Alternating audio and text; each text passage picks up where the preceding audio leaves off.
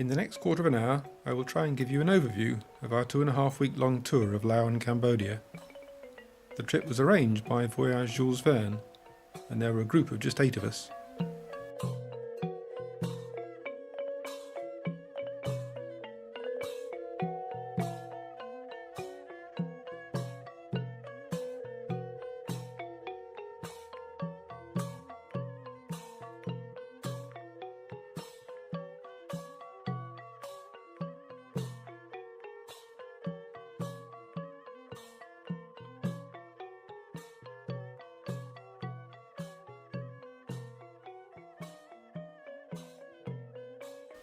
Laos lies to the north of Cambodia, and the two are sandwiched between Vietnam to the east and Burma and Thailand to the west. We flew into the capital of Laos, Vientiane.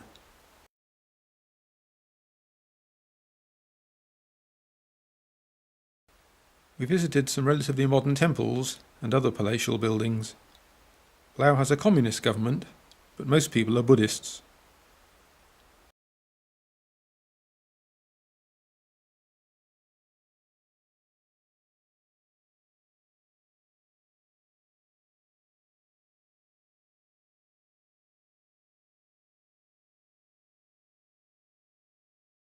This monument, known as the Great Stupa, is the Lao National Monument, and its image appears on their banknotes. This arch dates from Laos' French colonial past. We walked up to the top for an overview of the city, although it isn't particularly scenic. These children had been on a school trip to visit the arch. Safety standards aren't quite what we've become used to. From Vientiane, we flew north to Laos' second largest town, Luang Prabang, and checked into a lovely hotel overlooking the Mekong River and with water buffalo grazing in the garden. Whereas Vientiane is the administrative centre of the country, Luang Prabang is the religious centre with many Buddhist temples. The temples are beautifully constructed and decorated both inside and out. Within the temples are hundreds of statues of Buddha in various poses, each of which has a specific meaning, such as "no more war" or "bring rain." We took part in what's called a Barsi ceremony, where we had lots of bits of string tied around our wrists, each one representing a wish for some future good fortune. The ceremony was followed by some local dancing.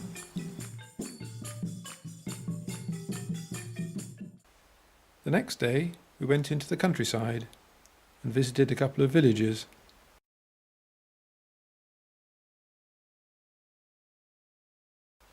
By far the main crop grown everywhere is rice.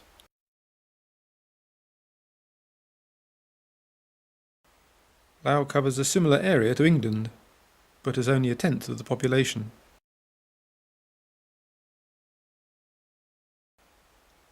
We had a nice walk around these very attractive waterfalls, which were also home to a sanctuary for bears.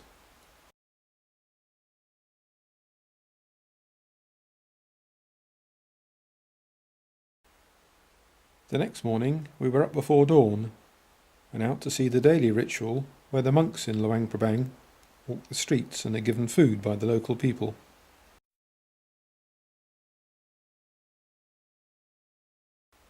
It's usual for males in Laos and Cambodia to become a monk at some stage in their life, often only for a year or so.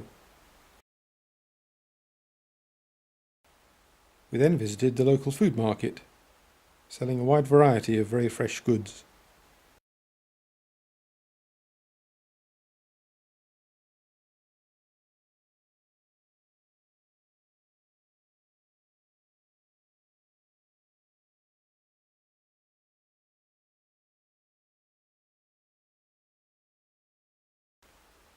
We took a boat trip northwards from Luang Prabang up the Mekong River. All along the banks are fish traps and farms and crops being grown.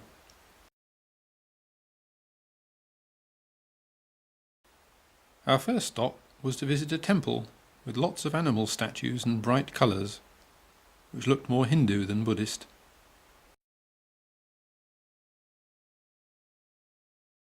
The village by the temple was geared up for tourists, and the highlight was a still producing spirit from rice.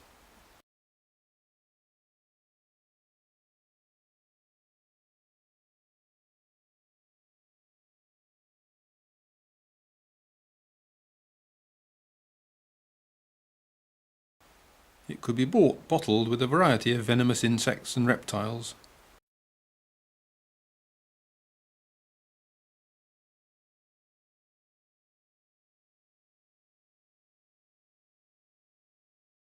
Further up the river, we, and quite a few other tourists, reached some caves containing hundreds of Buddhas.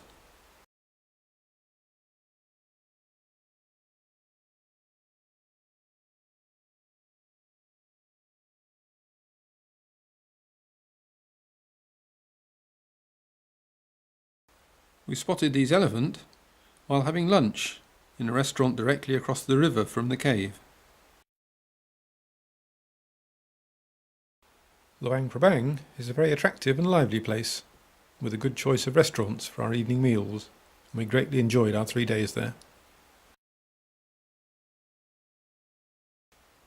Next we flew to Paksay in southern Laos, and took a short excursion to the Bolaven Plateau to visit tea and coffee farms and a couple of large waterfalls.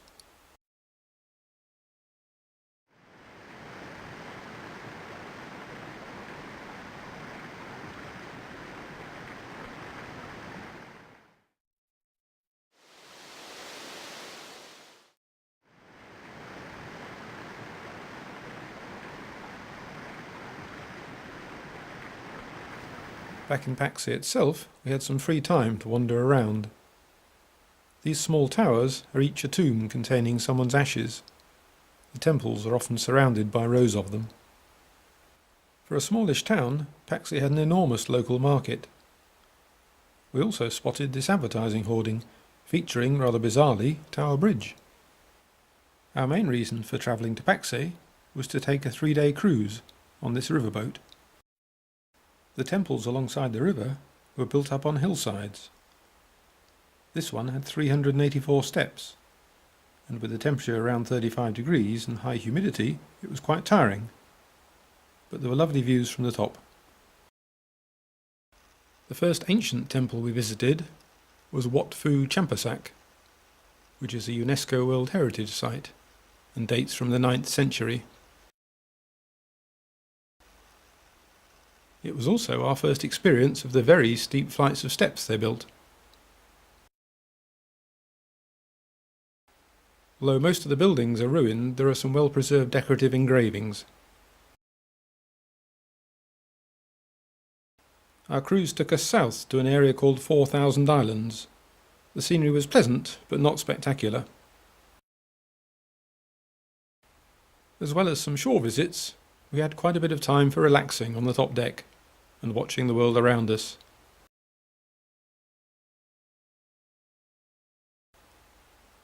This boat was part of a religious procession. At the southern end of our cruise, we took a variety of smaller boats and a bus to see these waterfalls, where the Mekong is unnavigable.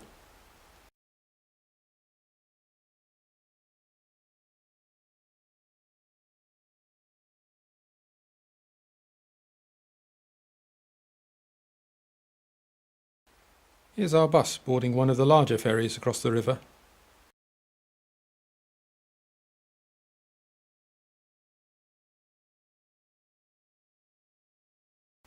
There were also lots of smaller ones carrying all sorts of local traffic.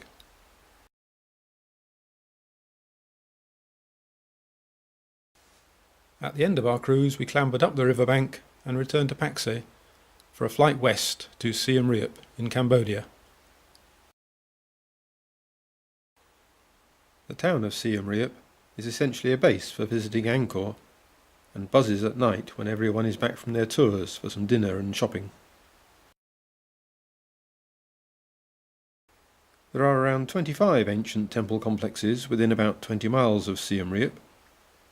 The largest, Angkor Thom, is about 2 miles from front to back. We began our tour at the most famous, Angkor Wat. Angkor was the capital of the Khmer Empire.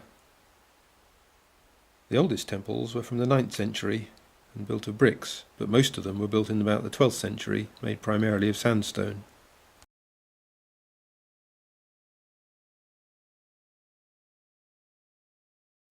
There's been a lot of restoration work.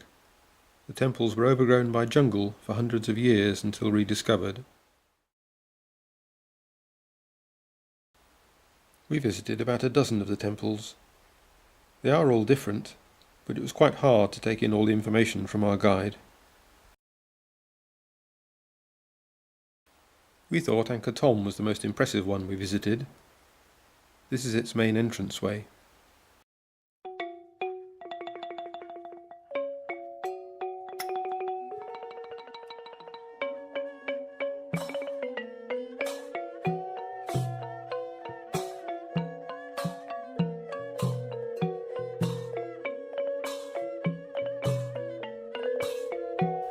Our visit to Angkor Thom was interrupted by a rare downpour.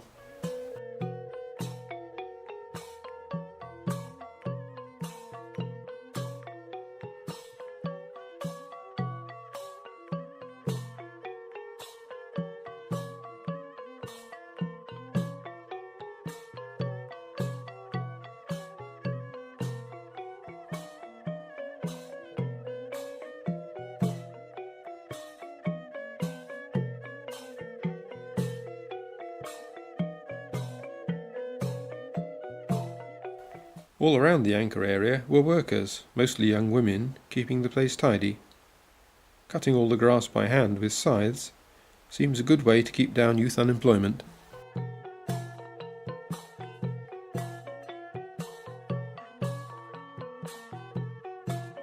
Some of the temples have been left as they were rediscovered, with huge trees growing through and around all the stonework.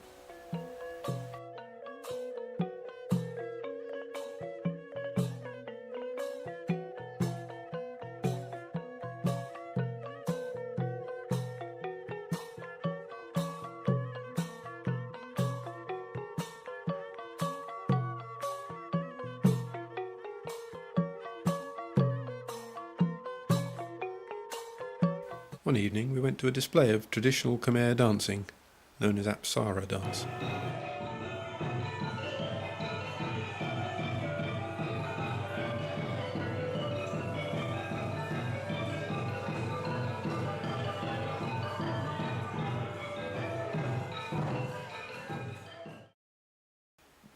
It wasn't all temples. Our final afternoon in Siem Reap was down on our itinerary as free time, so we took a tuk-tuk and then a boat to the village of Kompong Phluk. The village is built over the Tonle Sap Lake and was fascinating to see.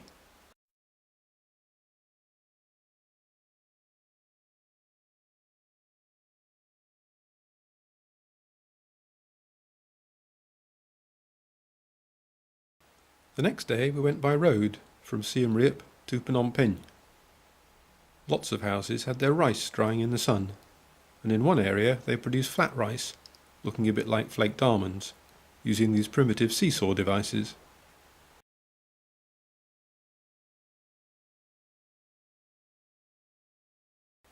We made a detour to a very remote site to see some 7th century temples, where we were shadowed by very friendly local children. They were keen to practice their few words of English.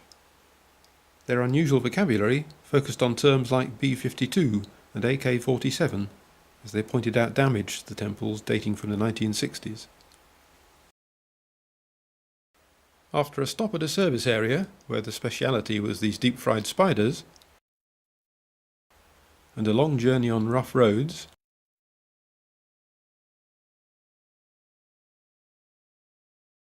we finally reached the capital, Phnom Penh. We took a cyclo-tour around Phnom Penh, which was quite exhilarating, as they don't like to stop, whatever the traffic situation.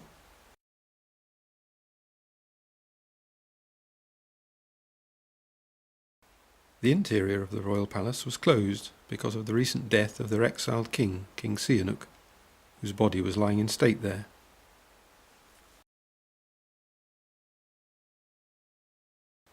Another downpour coincided nicely with a visit to a rather dull museum.